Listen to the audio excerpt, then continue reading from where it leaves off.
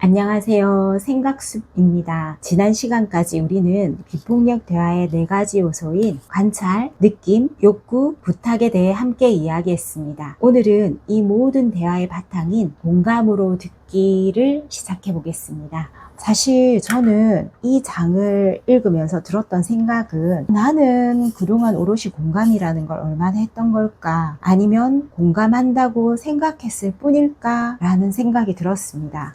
책의 첫 문장에 이런 말이 나옵니다. 무언가 하려고 하지 말고 그곳에 그대로 있어라. 이 문장이 이 장의 모든 내용을 포함하고 있습니다. 우리는 누군가 힘든 이야기를 하면 바로 무언가를 해주려고 합니다. 해결해 주려고 하고, 조언해 주려고 하고, 위로해 주려고 합니다. 그런데 비폭력 대화에서는 공감이란 무언가를 해주는 것이 아니라 함께 있어주는 것이라고 말합니다. 책에는 공감이 아닌 대화의 여러 가지 모습이 나옵니다. 예를 들어, 내 생각에는 이렇게 하는 게 좋겠어 하며 조언하기, 그 정도는 아무것도 아니야 하며 내 경험 더 얹기, 이번 일을 통해 배우면 되잖아 하며 가르치려 하기, 네 잘못은 아니야 하며 위로하기, 언제부터 그랬는데 하며 신문하기, 또 설명하고 바로잡고 다른 이야기를 꺼내는 것까지 읽다 보니 우리 대부분이 거의 다 하고 있는 이야기인 것 같습니다. 좋은 마음으로 한 말인데도 그것이 공감은 아니었다는 사실이 참 놀라웠습니다. 그렇다면 진정한 공감은 무엇일까요? 비폭력 대화에서는 존재 전체로 듣는 것이라고 말합니다. 무언가를 해결하려고 애쓰는 것이 아니라 상대의 마음 곁에 함께 있어주는 것입니다. 특히 부모님들은 아이가 속상한 이야기를 하면 너무 빨리 해결해 주려고 합니다.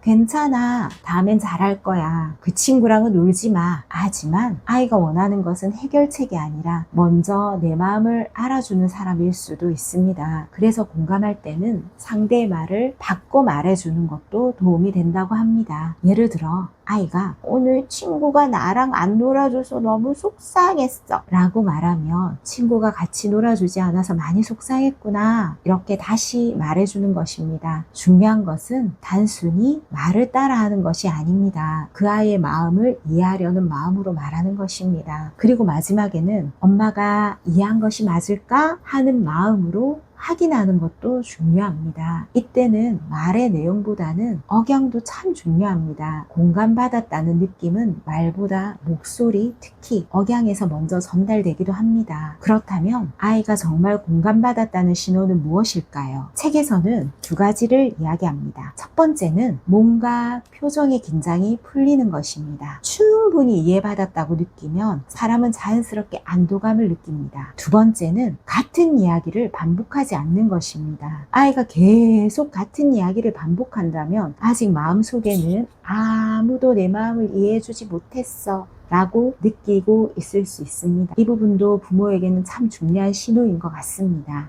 그리고 저는 이 장에 가장 마음에 남았던 문장이 하나 있습니다. 자신이 가지고 있지 않은 것을 남에게 줄 수는 없다. 공감도 마찬가지입니다. 내 마음이 너무 지쳐있고 나 역시 이해나 공감을 받지 못하고 있는데 다른 사람에게 충분한 공감을 해주는 것은 쉽지 않습니다. 책에서는 내가 공감이 잘 되지 않는다면 그것은 내가 공감에 굶주려 있다는 신호일 수 있다고 말합니다. 저는 이 문장이 참 위로가 되었습니다. 그래서 비폭력 대화는 먼저 자기 공감을 이야기합니다. 공감이 어려운 날에는 잠시 멈추세요. 심호흡을 해보고 내 마음을 먼저 들여다보세요. 필요하다면 잠시 자리를 벗어나 혼자만의 시간을 가져도 괜찮습니다. 내 마음이 조금 채워질 때 비로소 다른 사람의 마음도 품을 수 있기 때문입니다. 오늘 하루는 아이에게 무언가를 해결해 주기보다 단 한 번만이라도 이렇게 말해보시면 어떨까요?